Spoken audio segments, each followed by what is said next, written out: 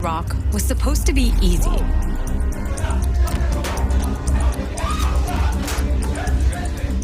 The most powerful military in world history would go in, kill the bad guys, and transform Iraq into a democratic, pro-American oasis. But the Iraq War blew up in America's face. Stuff happens. And it changed both countries. It changed the entire Middle East. In fact, it changed much of our world forever. 1 million Iraqis are dead because you lied! You lied! You lied! You lied! You lied! You lied! Should we start? Within weeks of the September 11th attacks, the United States had occupied Afghanistan, where al-Qaeda was based at the time, and removed the ruling Taliban from power. But very quickly after, the George W. Bush administration began selling another war. It wanted to invade Iraq. There was no link between 9/11 and Iraq, so the Bush administration began manufacturing justifications. Iraq was in league with al-Qaeda. There are al-Qaeda in a number of locations in Iraq. Iraqis needed saving from their dictator. Saddam Hussein's violations of human rights. Iraq had weapons of mass destruction. We don't want the smoking gun to be a mushroom cloud. But those weapons of mass destruction were never found. Millions of people knew invading Iraq was wrong. 20 years on, they've been proven right time and time again. The invasion of Iraq resulted in death, destruction, and massive blowback. And it gave us these guys. There's something President George W. Bush said in 2007, 4 years into the invasion of Iraq, that ironically sums up how badly the US messed up. And there's another part of this clip that we'll be coming back to a little later, so pay attention here. Imagine Iraq where al-Qaeda has established sanctuaries to safely plot future attacks on targets all over the world. It's ironic because by the time Bush said this, al-Qaeda had established itself in Iraq, even though the group wasn't there before the US invaded. As one of the justifications for war, Bush and his officials insisted to an American public still reeling from 9/11 that al-Qaeda and Iraq were linked. The reason I keep insisting that there was a relationship between Iraq and Saddam and al-Qaeda, because there was a relationship between Iraq and al-Qaeda. Like pretty much all of the Bush administration's justifications for this war, this was a lie. Iraqi leader Saddam Hussein and al-Qaeda's Osama bin Laden were both Arab men who were once allies of the United States. But they didn't have much else in common. In fact, al-Qaeda showed up in Iraq only after the US invaded the country, dismantled the Iraqi army and security forces, and created a security vacuum that allowed all sorts of foreign fighters and violent groups to enter. Tapping into anger at the US for invading a Muslim country, as well as the disgust at scandals like the torture at Abu Ghraib, al-Qaeda was able to recruit and grow into something even more menacing. The invasion of Iraq propelled the group from a small, isolated organization into a genuinely global network that eventually became the Islamic State of Iraq and Syria, or Iraq and the Levant, as President Obama would say. ISIL is a direct outgrowth of al-Qaeda in Iraq that grew out of our invasion, which is an example of unintended consequences.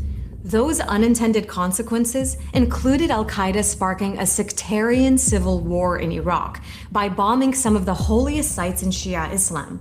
They included hundreds of suicide and car bombings that killed thousands of Iraqis, and they included ISIS at one point controlling not just 40% of Iraq, but about a third of neighboring Syria as well.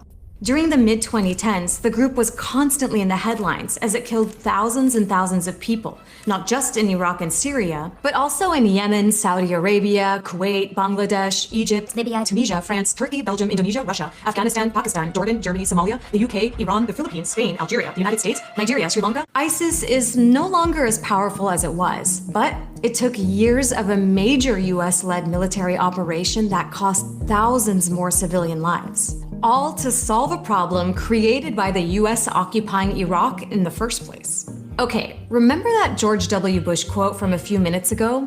This time, I'm going to play the first part of that soundbite as well.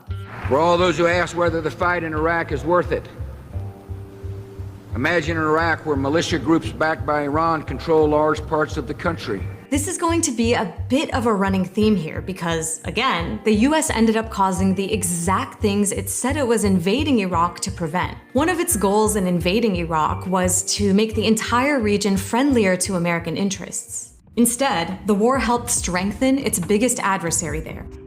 Iran and the United States don't seem to ever agree on much, but in 2003, Saddam Hussein was a common enemy. Iranians hated him because in 1980, he had launched a war against them that lasted 8 years and left 500,000 people dead. It was a brutal war. Iraq used poison gas against Iranian soldiers, and the US helped prolong the fighting by sending weapons to both countries, although most of its support went to one side.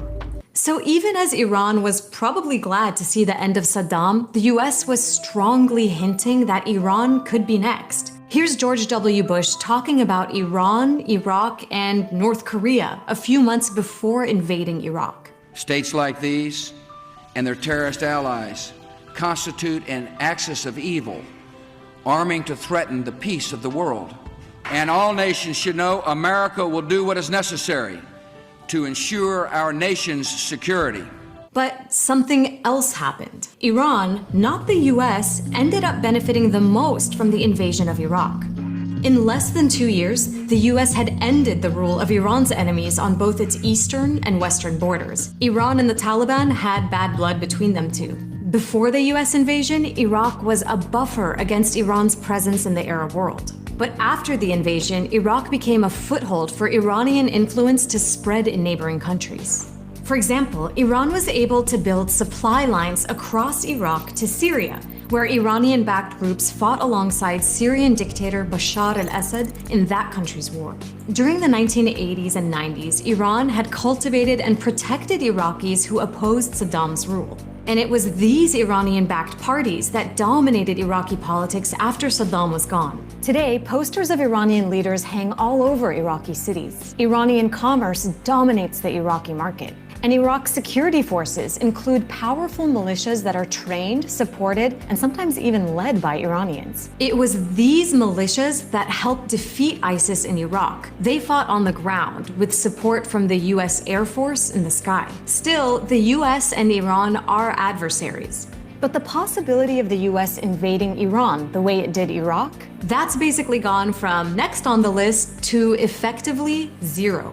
Because the invasion of Iraq very quickly changed America itself and its commitment to these kinds of wars. Here's how. It might seem odd now, but the war was actually very popular with Americans at first. USA! USA! That didn't last long. Almost everything that had been used to justify the war turned out to be a lie, including how quick it was supposed to be. Over 4,000 American soldiers were killed, and it took the US more than 8 years to withdraw from Iraq without much to show for it, other than, as we've seen, the strengthening of Iran and the spread of ISIS. Turns out the US wasn't able to impose its will on another country by force.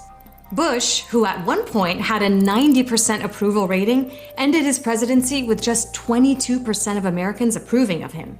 After Bush, the next two presidents both insisted they'd always opposed the war, unlike the political establishments in both parties who had backed it. Many of us looking at the evidence ahead of time understood that there was not an imminent threat. Bottom line, there were no weapons of mass destruction. They said there are weapons of mass destruction.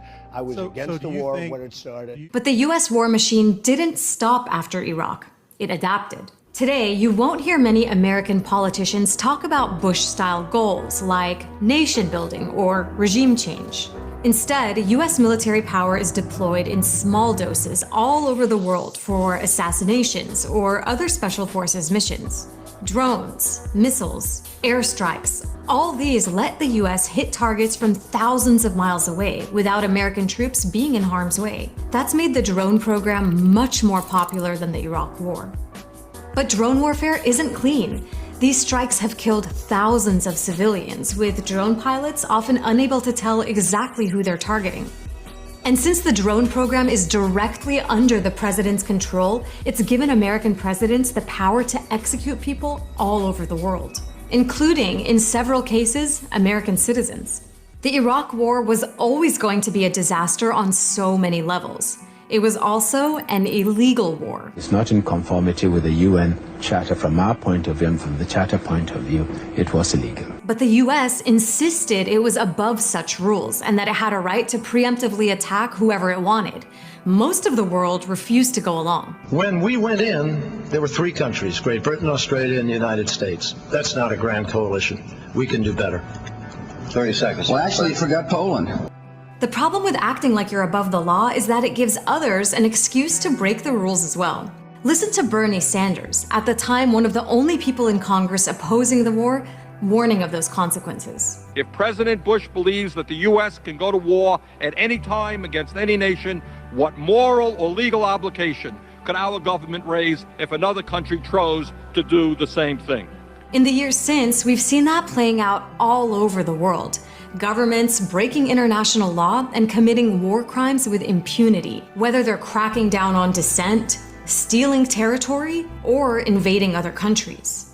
But maybe the guy at the heart of it all saw a link between what he set in motion in Iraq in 2003 and Russia invading Ukraine in 2022. The decision of one man to launch a wholly unjustified and brutal invasion of of Ukraine. Iraq, anyway. Conservative estimates say that around 300,000 people were killed because of America's decision to illegally invade Iraq, although the real number is probably much higher. In Iraq today, sectarianism is rife, the economy is weak, poverty is widespread, basic services are sporadic, and the security situation is, in many places, still dangerous. لين مجرد دخولها كان هو مأساوي يعني وحطمت وقتلت ودخل الإرهاب والمجرمين وغيرها والقاعدة. إنه بالدهورة صارت يعني يا ريت قبل الحرب كان يصير أحسن كنا ساكنين وعايشين. 20 years on, Iraqis are still dealing with the consequences of that invasion every day. But what about the consequences for the government officials who lied to justify the war? Or for the media that repeated so many of those lies instead of investigating them? To find out, you'll want to watch this video.